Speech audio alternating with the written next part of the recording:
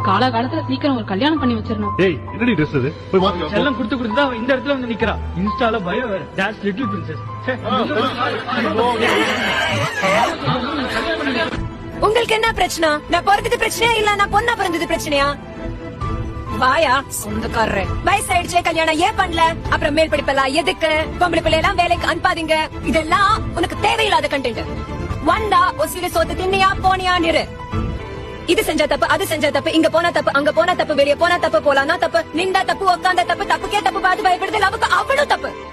உங்க அகராதியில எது தப்பு எல்லாம் சொல்லுப்பா. இங்க இருக்கானே என் நொன்ன. அவன் லவ் பண்ணா ஓகே, நான் லவ் பண்ணா 1008 கேள்வி. அப்புறம் அவன் யாரு, மதம், ஊரு எல்லாம் தெரிஞ்சு ஓகேனா ஓகே, இல்லனா கட்டாயம் கல்யாணம் பண்ணி வச்சிடுவீங்க. இந்த நாய் வெளியே போற சொன்னா பாத்து போயிட்டு வாப்பா. அப்புறம் நான் சொன்னா யாரு கூட போற, எதுக்கு போற, எப்படி போற, ஏன் போற, அதெல்லாம் ஓகே.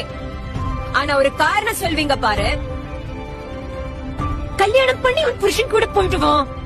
கல்யாணம் பண்ணி ஏன் புருஷன் கூட கேர்ள்ஸ் ட்ரிப்புக்கு.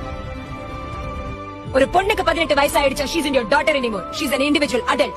அவங்களுக்கு அவங்கள லைஃப் எப்படி இண்டிபெண்டா தைரியமா இருக்கணும் அது கத்து கொடுங்க. கத்து கொடுக்க முடியலன்னா கூட பரவாயில்ல. இண்டிபெண்டா இருக்கா நினைக்கிறவங்கள டிஸ்டர்ப் பண்ணாதீங்க. அதுதான் நீங்க செய்யற பெரிய உதவி.